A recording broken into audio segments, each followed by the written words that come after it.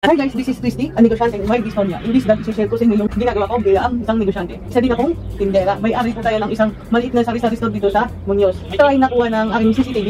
Ganito ako guys magbenta ng sigarilyo. Si customer ang kukuha ng bibilin niyang yosi sa kaha mismo.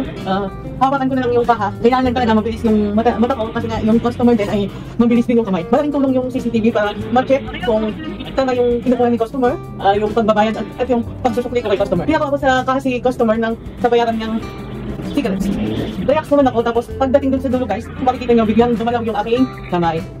Yan po ang disco niya. So, kadalasan, feeling ko relax na relax ako, bigla na lang siya manginginig. So, isa yan sa dahilan kung bakit si customer ang kukuha ng stick ng sigarilyo sa kaha. Kasi nga po, kapag ako kumukuha, nakakabali ako ng yosi. Kaya advice din ng aking doktor na kailangan palagi akong may ginagawa. Kasi nga po, pagka matagal akong hindi gumagalaw, may tendency lalong manghihina yung muscle ko. At sa tagal din po ng panahon, napatunayan kong mas maganda para sa kondisyon ko ang may ginagawa. Nanginginig talaga yung kamay ko, given ngayon. Pero kung may routine akong ginagawa, yung panginginig ng kamay ko ay nalilesen dahil napapagod ako. Ito tayong mga maintenance medicine, pero napaalalahanan na rin ako ng aking doktor na ang maintenance medicine ko ay hindi tuluyang nakakaalis na. All lang ng maintenance medicine ko ay para hindi masyadong masakit yung spasm sa akin. So kaya kailangan may gawin pa rin tayo. So malaking tulong ang mga gawain ko dito sa tindahan, ang aking trade. Isa na din sa dahilan kung bakit ako nagtitinda ay pambili ng gamot. Yung presyo po ay hindi basta-basta. So araw-araw yan, kailangan may inumin akong gamot. Kasi kung hindi po ako iinom ng gamot, hindi po ganito kaganda yung condition ko. Para sa akin, maganda na yung condition ko ngayon kumpara sa condition ko noong hindi pa ako nag-maintenance ng gamot para sa dystonia.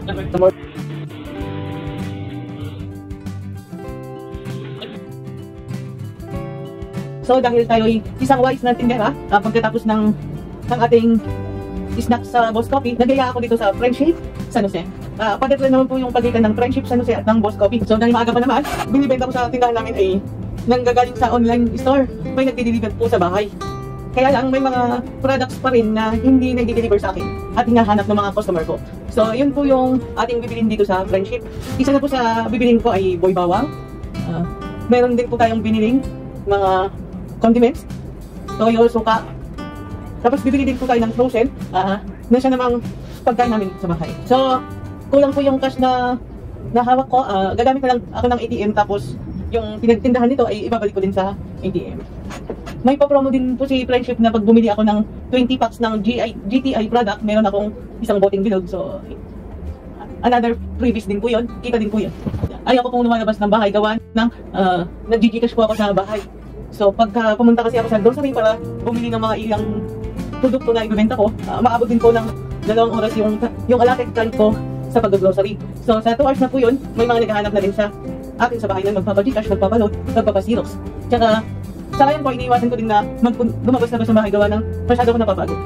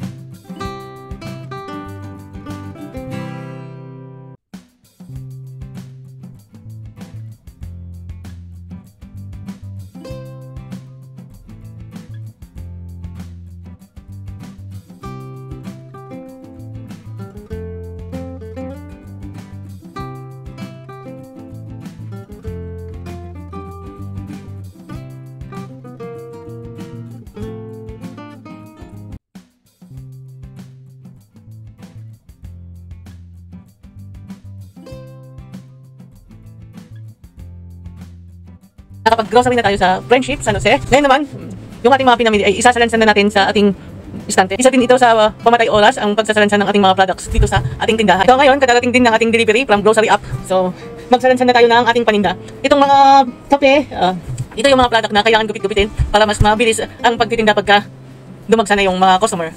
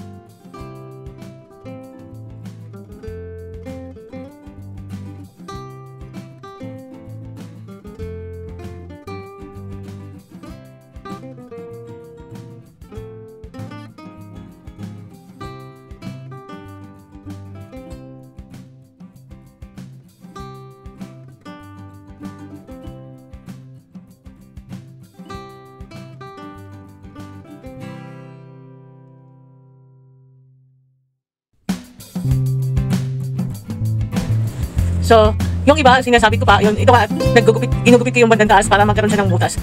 At para maisabit ko. Yung iba sa inyo baka sabihin na, uso naman yung puncher. Akalaman ko ng lahat, hindi po advisable para sa akin ang gumamit ng hole puncher. Bakit po? Nung nakabili na din po ako ng mga strip na ganito, ay bumili din ako ng hole puncher. Kaya lang, hindi pwede gawa ng yung aking kamay po ay nanginginig. Kadalasan, nasisira ko yung mga products na ginagamitan ko ng puncher. So, mas maganda pag ganitong gumagamit na lang ako ng gunting. Mas tansyado ko kung saan yung lalagyan ko ng butas. Habang nagtatrabaho, unti-unti din na may bumibili. Ganun yata talaga pag may ginagawa ka, tsaka may bumibili. Well, blessings po yun. So, nakakapagod man, blessing pa rin yun. So yun, thank you po. Please do like and subscribe sa aking YouTube channel. Bye!